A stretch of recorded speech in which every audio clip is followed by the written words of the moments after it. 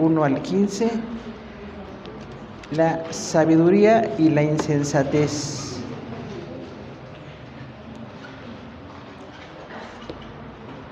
El Eclesiastés 7, del 1 al 15, la sabiduría y la insensatez. Leemos juntos. Mejor es la buena fama que el buen ungüento, y mejor el día de la muerte que el día del nacimiento. Mejor es ir a la casa del luto que a la casa del banquete, porque aquello es el fin de todos los hombres, y el que vive lo pondrá en su corazón. Mejor es el pesar que la risa, porque con la tristeza del rostro se enmendará el corazón. El corazón de los sabios está en la casa del luto, mas el corazón de los insensatos en la casa de la alegría. Mejor es oír la reprensión del sabio que la canción de los necios, porque la risa del necio es como el estrépito de los espinos debajo de la olla, y también esto es vanidad. Ciertamente la opresión hace entontecer al sabio, y las dádivas corrompen el corazón. Mejor es el fin del negocio que el principio del negocio. Mejor es el sufrido de espíritu que el altivo de espíritu. No te apresures en tu espíritu a enojarte, porque el enojo reposa en el seno de los necios. Nunca digas, ¿cuál es la causa de que los tiempos pasados fueron mejores que estos? Porque nunca esto preguntarás con sabiduría. Mejor es la ciencia con herencia y provechosa para los que ven el sol. Porque escudo de la ciencia y escudo del dinero, mas la sabiduría excede y que da vida a sus poseedores. Mira la obra de Dios, porque ¿quién podrá enderezar lo que él torció? En el día del bien goza el bien, en el día de la adversidad considera. Dios hizo tanto lo uno como lo otro, a fin de que el hombre nada halle después de él. Todo esto he visto en los días de mi vanidad. Justo hay que perece por su justicia, e impío que por su maldad alarga sus días. Siéntense, por favor, hermanos.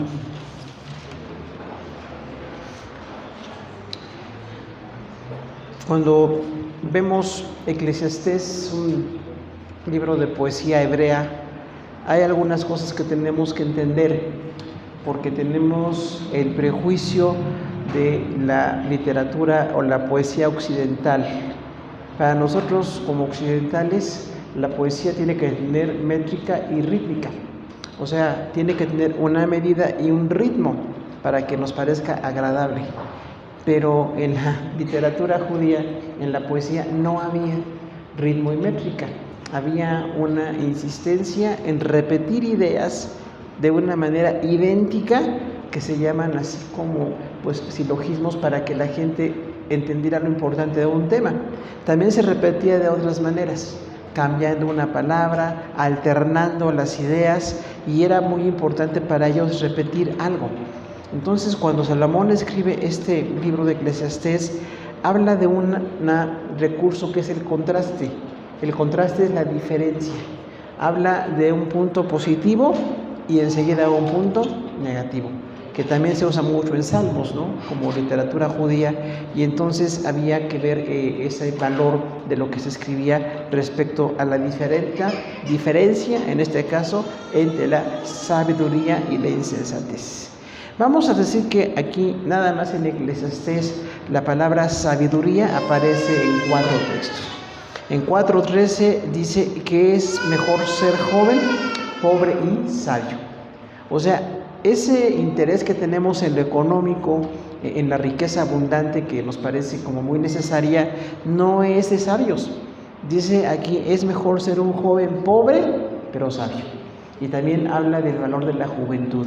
Aunque apenas se empieza a tener experiencia, los jóvenes sabios pueden ser de grande bendición. 9:15 de Eclesiastés dice, el hombre es sabio. Habla de la importancia de un carácter. Recordamos que sabio es que aplica el conocimiento. Sabio no es alguien que tiene mucho conocimiento acumulado. Eso es conocimiento. Sabiduría es cómo manejamos ese conocimiento o cómo aplicamos el conocimiento. Entonces, una persona que aplica lo que conoce de Dios es sabia, y una persona que no aplica lo que nos conoce de Dios es necia. En 12:9 de Eclesiastés dice que el predicador es sabio, y este predicador es Salomón. Recordamos la palabra Cogelet, alguien que habla a una congregación. Él se llamó a sí mismo el predicador, aunque no se dedicó, fue un rey, pero se llamaba a sí mismo el predicador. Y también dice en el 12:9 que las palabras de los sabios son como aguijones. O sea que cuando alguien es sabio y nos habla, parece que nos lastima. No sé si se han fijado que a veces no nos gusta un consejo, aunque sea sabio, y decimos, esta persona me lastimó, no me sentí bien con lo que me dijo. Pero esos aguijones son de bendición. A la larga son, dice la palabra, como clavos hincados. O sea, como si nos clavaran algo en el cuerpo. Es muy doloroso, pero tiene un propósito de sabiduría. Entonces, por eso dice que las personas sabias, sus palabras a veces llegan a lastimar. Es interesante notar que habla más de los necios que de los sabios. Hay 4 textos que ya citamos que hablan de los sabios en Eclesiastés, pero hay 8 que hablan de los necios. ¿Qué dice de los necios? 2:14, 4:5 dice que el necio anda en tinieblas y es negligente. O sea, la persona necia no puede agradar a Dios, pero dice ahí claramente, está en tinieblas, no tiene la luz del Evangelio. Gracias a Dios que todos los que estamos en Cristo no andamos en tinieblas, tenemos la luz del Evangelio. No somos mejores porque nosotros somos muy lindos, somos mejores por la gracia de Dios que usa su palabra en nuestro corazón. 4:13 de Eclesiastés dice que el rey necio no admite consejos. O sea, una persona de autoridad que no se deja aconsejar es necio.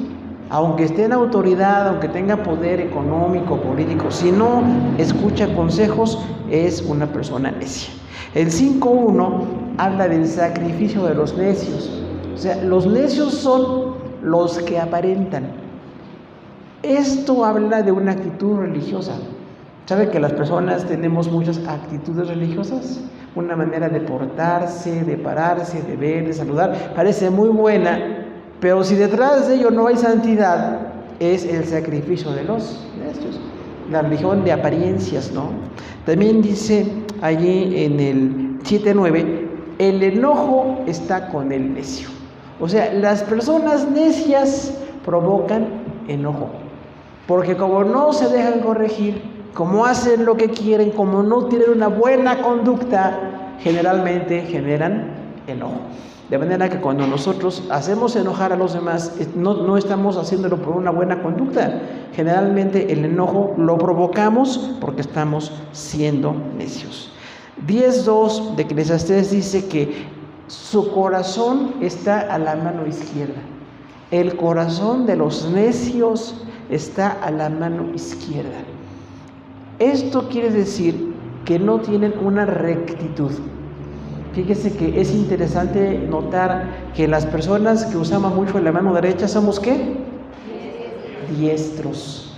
Y diestro se aplica mucho a destreza, a habilidades. Pero los que usan la izquierda, no me vean feo. ¿Cómo se llama la izquierda? Siniestra. Es siniestra. Y siniestro quiere decir como que provoca miedo, ¿no? Ahora, los que son zurdos no tienen nada que ver con eso.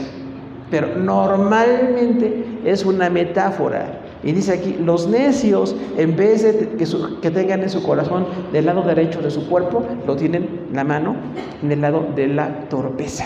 No porque nosotros, alguien que es zurdo sea menos hábil. De hecho, hay zurdos que son muy hábiles, ¿no? Son muy hábiles, pero cómo funciona su cerebro y cómo escriben y cómo hacen las cosas, nos dejamos sorprendidos. Pero lo normal, o lo que la mayoría tiene como normal, es la parte diestra. Aunque el cerebro a los diestros lo gobierna el lado izquierdo y a los siniestros el lado derecho. Es interesante, ¿no? No vamos a entrar mucho más en eso, pero bueno. Dice también en 10:14, el necio multiplica las palabras. O sea que la gente que habla de más, que es necia. O sea, ¿cuánto tengo que hablar? Pues nada más lo necesario para comunicarme, para decir, para expresar. Pero si hablo de más, estoy siendo necio. Y entonces tenemos ahí que ver qué tanto debo de hablar y qué tanto me estoy excediendo. O a lo mejor me hizo falta hablar un poco más. A veces fui muy lacónico, ¿no? Fui así muy corto para hablar. Dice también en 10:15, el trabajo de los necios es fatiga. Entonces, la gente que no tiene una buena conducta en su trabajo es necio, porque el trabajo va a provocar fatiga, pero la fatiga hay que manejarla y superarla. Sin embargo, el necio dice, ya no quiero trabajar porque ya me cansé. Y cuando se cansan, pues pierden hasta el trabajo. Vamos a presentar entonces 3 diferencias entre la sabiduría y la insensatez. Esta idea de contraste, ¿no?, que maneja aquí Salomón. Dice el 7.1, mejor es la buena fama que el buen ungüento, y mejor la muerte que el día del nacimiento. Recordemos que en el contexto, en el año 960 a.C., hablar de ungüentos era muy importante. Hoy nosotros hablamos de medicinas y de algunas sustancias buenas o malas, ha avanzado mucho toda la tecnología, pero en ese tiempo un buen ungüento, untar una pomada en el cuerpo para algún propósito, era muy bueno. Y decían, este ungüento es muy bueno. ¿Cuántos piensan que vitacilina en la casa y la oficina, no? Entonces, bueno, perdón, no me van a cobrar, ¿no?, por ahí. Pero bueno, ese buen ungüento era útil. Y entonces decía aquí Salomón, la buena fama es mejor que el buen ungüento. O sea, tener un buen testimonio es más importante que tener un medicamento o algo que parece útil en la medicina. Es más importante la buena fama. ¿Y cómo se gana la buena fama? Con trabajo, con testimonio. No se tiene buena fama fácilmente. La buena fama se tiene que ganar. Y mejor el día de la muerte que el día del nacimiento. Vamos a ver por qué dice que es mejor la muerte que el nacimiento. Dice aquí en el 7.2, mejor es ir a la casa del luto que a la casa del banquete, porque aquello es el fin de todos los hombres, y el que vive lo pondrá en su corazón. Esto parece muy opuesto a lo que pensamos, porque por lo general cuando alguien nace nos da mucho gusto. Felicitamos cuando nace un bebé, ¿no? Cuando tienen familia decimos, qué bendición. Pero dice aquí, el nacimiento está bien, da alegría. Pero cuando la gente muere, pensamos en la vida. Y pensamos en lo que debió hacerse y en lo que no debió hacerse. Por eso dice Salomón, es mejor el día de la muerte que el día del nacimiento. Porque la alegría es muy linda, pero el meditar cuando alguien muere nos lleva a pensar incluso el día que yo voy a morir. Si no me he preparado para ese momento, tengo que hacerlo. Y dice aquí, el que vive lo pondrá en su corazón. El que vive no es Dios, es la persona. Las personas que tienen una vida, pongan en su corazón que la muerte nos da una gran lección. Y que no esperemos al día en que muramos para ver qué podíamos corregir. Sino cuando alguien muy querido, cercano, ha muerto, en medio de ese luto, yo puedo reflexionar y decirle, Señor, me quiero arrepentir antes de que llegue el día en que tú me llames a tu presencia. Algo importante aquí, la risa y la tristeza. 7.3. Mejor es el pesar que la risa, porque con la tristeza del rostro se enmendará el corazón. Esta parte igual nos parece muy difícil de entender, porque nos gusta mucho la risa, ¿verdad? Nos gusta estar alegres. Nos gusta incluso manifestar alegría y está bien. La risa está bien como parte de la vida, pero con la tristeza crecemos. Dice aquí, con el pesar del corazón se enmienda porque tiene sufrimiento. Entonces, hermanos, tenemos que ver que el sufrimiento es parte de la vida. No lo buscamos, no somos masoquistas, pero cuando viene el sufrimiento, voy a crecer. Y que superemos la idea de algunos grupos que dicen que tengamos siempre que ser gente próspera, ¿no? La famosa doctrina de la prosperidad. Los grupos carismáticos que hablan de muchos carismas, cosas muy extrañas, muy exageradas, como que siempre hay que estar bien. Y si tienes tristeza, piensa por qué estás triste. A lo mejor le estás fallando a Dios. Decimos, no, estoy triste porque es parte de la vida. Y tengo una aflicción muy grande. Y con esta gran aflicción estoy creciendo espiritualmente. Y es muy importante que valoremos el sufrimiento como parte formativa, porque la alegría no nos forma, la disfrutamos, es muy linda, pero cuando estoy pasando aflicción, entonces supero ese punto. Por eso tenemos que quitar del corazón el decirle a alguien que a lo mejor está en pecado. ¿Se ha fijado? Cuando alguien se enferma, le decimos, bueno, estás enfermo, a lo mejor fallaste delante de Dios. Piensa, ¿no te estará Dios hablando con la enfermedad? Nos habló con su palabra, y en su palabra tengo del Génesis al Apocalipsis todo lo que necesito. Y el sufrimiento no es la voz de Dios, es parte de la vida. Accidentes, enfermedades, situaciones muy difíciles que enfrentamos son parte de la vida y con ello aprendemos mucho, porque incluso cuando alguien más sufre, le valoramos más. Y los que casi nunca hemos sufrido, tenemos ahí un serio problema. Hay un escritor, C.S. Lewis, decimos aquí C.S. Lewis. Las películas, ¿no? Muy fantásticas que nos parecen sorprendentes. Es un pastor anglicano.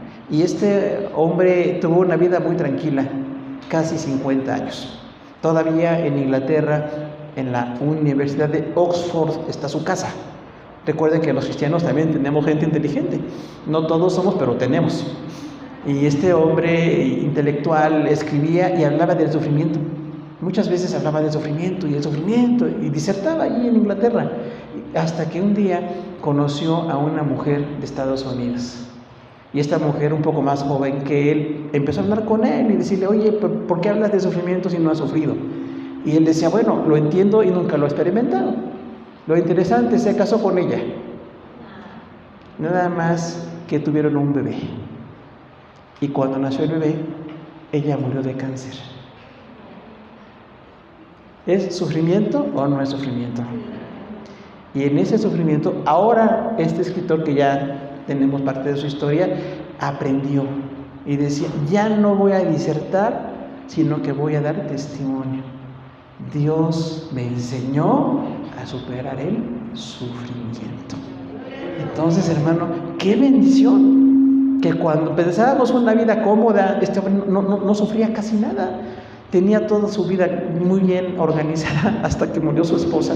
Y decimos: gracias a Dios, no que haya sido un pecado de él, un error, sino que con el sufrimiento crecemos espiritualmente. Entonces decimos: gracias, Señor, porque este sufrimiento tiene un propósito. Tengo que crecer espiritualmente, tengo que ser más sabio, más amoroso, más íntegro, y tengo que ver pues con más amor a mis hermanos que sufren, porque no están sufriendo por su pecado, sufren porque es parte de la vida. Dice el 7.5: mejor es oír la reprensión del sabio que la canción de los necios. ¿Qué tan importante es que nos corrijan? Y hermano, la gente corregible es sabia, porque hay personas que no se dejan corregir y dicen: a mí nadie me puede decir, yo soy más inteligente, yo tengo más edad, yo tengo más preparación o lo que sea, y pensamos en lo material. Pero en eso material no nos damos cuenta de lo importante que es la reprensión. Y fíjese que la palabra reprender es casi regañar. No es corregir suavemente, es tratar de corregir con cierta fuerza. Entonces, cuando alguien reprende y es sabio, le tengo que agradecer. Gracias, hermano, porque usted me corrige. Gracias, hermana, porque usted me corrige con su vida. Y eso es mejor que la canción de los necios. ¿Cuánta gente escucha canciones de puras tonterías? ¿Se da cuenta? Son famosos, ganan millones, pero dicen puras barbaridades. Entonces hay canciones de necios que pueden ser millonarios, conocidos o famosos, que es una torpeza que yo esté escuchando la canción de los necios. Por eso decimos: yo escucho la canción de los sabios. Escuchamos músicos cristianos, ¿no? Hermanos cristianos, o aquí la alabanza del local, lo que sea. Qué bello escuchar cantos de sabios. Pero la canción de los necios, mejor hay que desecharla. Porque dice: es mejor que me reprenda el sabio que estar escuchando la canción de los necios. Y luego habla de la risa, 7.6. Porque la risa del necio es como el estrépito de espinos debajo de la olla. También esto es vanidad. La gente se ríe de muchas barbaridades. Hoy hablaremos de los bárbaros, ¿no? Tiene su historia. Recuerda allá desde los romanos, ¿no? Que los invadían algunas tribus y les decían bárbaros. De hecho, de ahí decimos nosotros la palabra bárbaro. Ahora, hay personas que se ríen del sufrimiento, se ríen burlándose de los demás, se ríen de cosas que no deberíamos reírnos. Y cuando la gente necia se ríe, es como estrépito de espinos debajo de la olla. Otra vez, 960 a.C., poner espinos donde estás cocinando es un error, porque se van a quemar y va a botar espinas y parte de algo ahí de la madera y no sirve para cocinar. Entonces no pongas espinos debajo de una olla, porque es como la necedad de los que se ríen de muchas barbaridades, y la risa del necio tendría que escandalizarnos y decirnos, bueno, si esta persona se ríe de esto, yo no me voy a reír de eso, me voy a reír de algo que valga la pena. Diríamos allí, pues de lo que yo me río habla mucho de lo que hay en mi corazón. ¿Por qué? Porque en mi corazón hay amor y hay bendiciones. Hace muchísimos años alguna persona estaba viendo la película Titanic, ¿ya? ¿Nadie suspiró? ¿Ya no suspiran? Bueno. Sí, gracias. Cuando la gente se está muriendo y caía, nos decía una hermana que venía aquí, la hermana Esperanza Díaz, yo vi que muchos jóvenes se reían. Cuando alguien se estaba muriendo en la película, se reían y se carcajeaban. ¡Ay, mira cómo se cae! ¡Qué falta de amor! Aunque es una película, es reírse del sufrimiento, y llega a pasar. Vimos a un hermano que tuvo un accidente hace años aquí en la México Toluca y le tomaron fotos y no le ayudaron. Personas de otros vehículos. O sea, qué dureza de corazón tan grande tenemos que no ayudamos al que necesita y nos reímos de él. Entonces, por eso dice, la risa del necio es como un estrépito de olla que tiene debajo espinos y están ardiendo. ¿Qué tenemos que hacer con esto? Considerar el testimonio personal. ¿Qué tan buena es su fama? Hermano, quien tiene buena fama, le felicitamos. Está usted en lo correcto. Pero quienes tenemos mala fama, tenemos que ser corregidos, ¿no? Porque hasta en las iglesias tenemos de todo, hermano. Quisiéramos que toda la gente fuera de buen testimonio, fuera pues alguien agradable o accesible, y hay cosas que no quisiéramos que sucedieran. Entonces, considere sus caminos. Una cosa muy importante, madurar. Cuando haya sufrimiento, hay que acompañar a los dolientes, estar con ellos, acompañarles, sufrir con ellos es una parte muy importante, porque son tiempos muy difíciles, y es más valioso estar allí que en la fiesta de las necedades, ¿no? Valorar la aflicción porque es formativa. A lo mejor no espero que la aflicción dure mucho tiempo, pero el tiempo que dure mi aflicción, estoy siendo formado. Y recuerde que el oro se forma con fuego, se llega a purificar con mucho fuego, ¿no? Entonces, estoy pasando por fuego, no es que me lo merezco, o estos son mejores que yo, o soy peor que otros, no. Estoy pasando un tiempo muy difícil y nada más sé que Dios me va a perfeccionar en medio de ese sufrimiento. Y otra cosa muy importante, comportarnos con prudencia, juicio y cordura. Me tengo que portar prudentemente. Recuerde, pensar antes de actuar y también tener el juicio de Dios en mi corazón. ¿Qué es justo para Dios? Y eso que es justo para Dios tiene que ser justo para mí también. Y la cordura, cuidar las reacciones que tenemos, ¿no? Y otra vez el contraste de la corrección. Si alguien me corrige, le tengo que agradecer. Porque hay personas que hasta se molestan, ¿no? A mí no me diga nada, yo aquí soy muy importante y nadie me tiene que decir nada. Y hermano, entonces no hay corrección. Pero cuando hay corrección, vamos a ser mejores. Podemos ser mejores por la pura gracia de Dios. Y tenemos una necedad festiva. Yo le puse aquí, necedad festiva. O sea, neciamente queremos celebrar cosas que no deberíamos de celebrar. Barbaridades que se dicen, antivalores que se dan por todos lados, ahí estamos como de acuerdo con aquello, ¿no? Tenemos que estar en contra de esas cosas, aunque seamos impopulares o nos llamen religiosos o lo que sea. Yo no puedo estar de acuerdo con las necedades que se cantan, porque hay muchas que se están cantando el día de hoy. La segunda parte que tenemos aquí, una segunda diferencia del carácter, es la justicia. Y esto está en el 7, del 7 al 12 de Eclesiastés 7. Dice 7:7. Ciertamente la opresión hace entontecer al sabio y las dádivas corrompen el corazón. La palabra opresión quiere decir apretar. ¿Se acuerdan? Que hay niveles satánicos, opresión, y después tenemos sublimación, y tenemos al final pues esta cuestión de la posesión diabólica, ¿no? Son niveles. Y aquí la opresión no se refiere a algo con los demonios, se refiere a algo que nos causa aflicción. Muchos estamos oprimidos por lo que nos rodea. La violencia que tenemos alrededor, la injusticia que está todos los días allí, la maldad que vemos alrededor nos causa una fuerte opresión.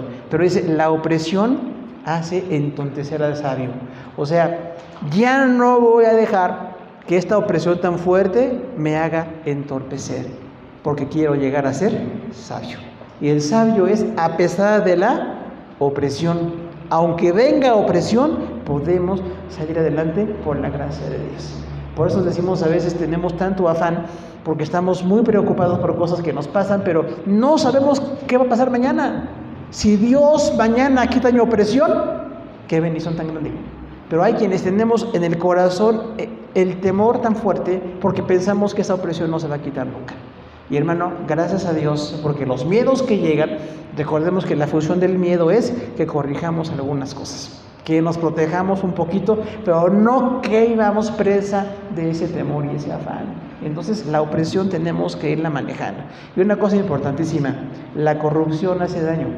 Las dádivas corrompen el corazón. Y lo dijo un rey. Sabía que a los reyes se les daban dádivas para que no aplicaran la ley. Entonces, ninguna dádiva. Nadie tiene que dar económicamente o materialmente un bien que no corresponda. Porque tenemos en México un país de tantas dádivas, ¿no? Somos así como una de los lugares más corruptos del mundo porque dejamos esto. Y decimos, si no corresponde, no lo pago. Cuando sí corresponde, lo tengo que pagar. Aunque se me haga caro, Dios me ayuda a pagar mis deudas. Pero cuando algo no es correcto, tengo que ser sancionado o tengo que pagar lo que es correcto. Las dádivas corrompen el corazón. Y recuerda que dádiva es regalar cuando no corresponde. Entonces hay que ver esa justicia, aún en lo económico, ¿no? Dice 7:8. Mejor es el fin del negocio que su principio, mejor es el sufrido de espíritu que el altivo de espíritu. Entonces, Salomón habla de los negocios. ¿Qué tal? ¿Cuántos aquí negociamos? Todos, ¿no?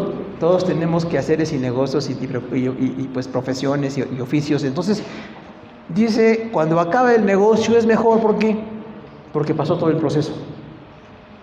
Hubo error, hubo acierto, hubo valoración, hubo corrección y llega a un fin del negocio.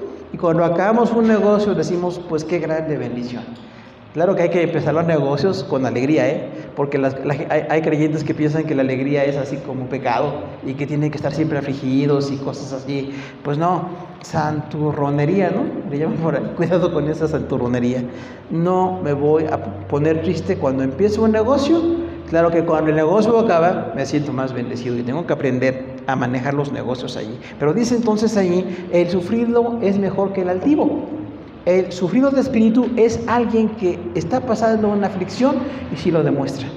Y dice, estoy pasando un fuerte sufrimiento. Por favor, ayúdenme. De hecho, pasamos por esas crisis tan fuertes y pedimos ayuda.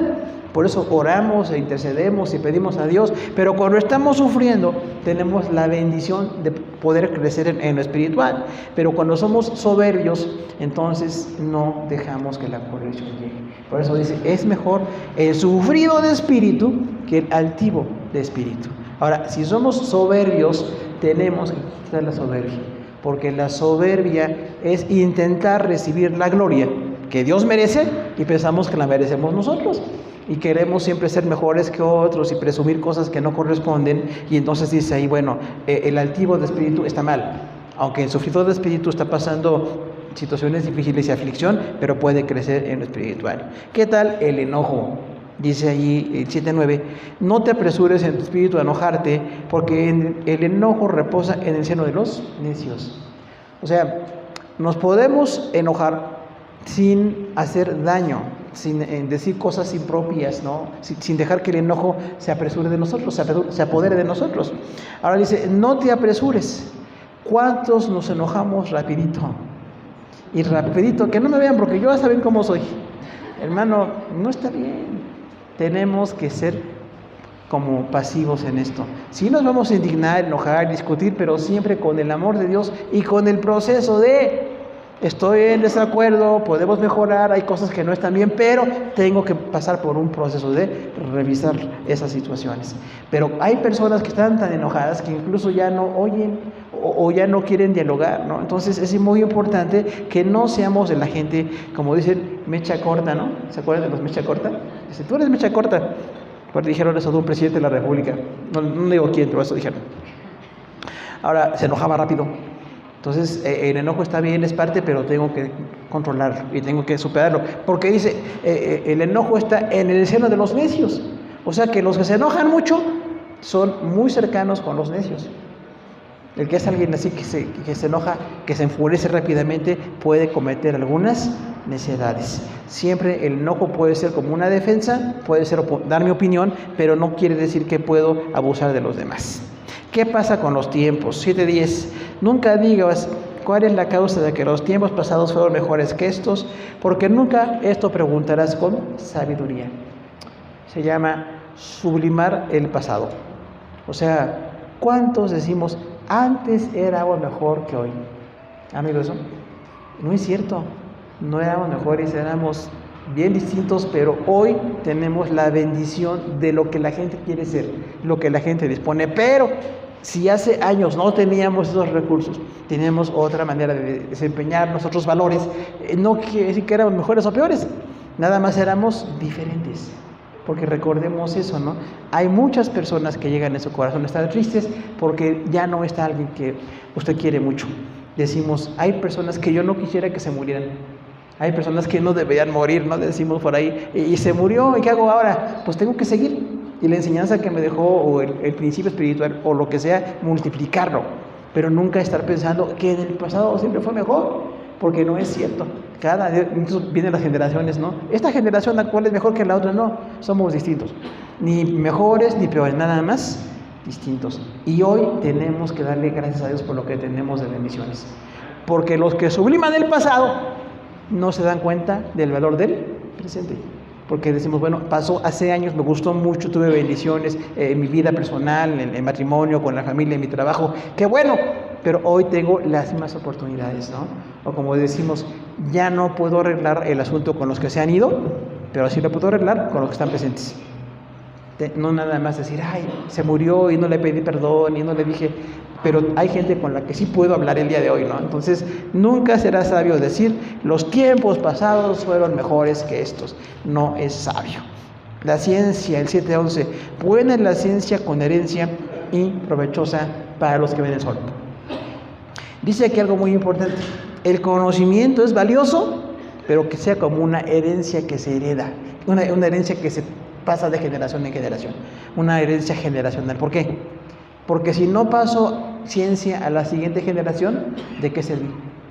Cuando decimos, a mis hijos no les puedo enseñar nada, a mis nietos no les tengo que enseñar nada tampoco, entonces, ¿cuál es mi utilidad generacional? Por eso es muy importante que, aunque no somos perfectos, nadie es perfecto, solamente Dios es perfecto, pero sí pasemos una herencia, una herencia o un legado espiritual valioso. Y dice ahí el 7:12, porque el escudo es la ciencia y escudo el dinero, más la sabiduría excede en que da vida a sus poseedores. Cuando dice escudo es como protección. Me protege la ciencia, me protege el dinero, está bien. Por eso a los hijos queremos que estudien, que tengan ciencia y en lo que podamos económicamente les ayudamos y queremos que no pasen las cosas que pasamos nosotros, ¿no? Las carencias que tuvimos, pero si no tengo en medio de esto lo que es sabio delante de Dios, entonces no estoy cumpliendo el propósito. Por eso sí decimos, la ciencia hay que pasarla con sabiduría, no nada más decir, pues, es lo que el mundo dice o lo que alguien dice y lo creemos. Hay que revisar lo que escuchamos, ¿no? Como decimos, discernir. Tengo que separar qué está bien de lo que estoy oyendo y qué no está bien. Y entonces los hijos que tengan la ciencia que les podemos heredar. ¿Por qué? Porque el día que nos vayamos, que dejemos una generación preparada. Una generación que entiende, que conoce, que sean mejores que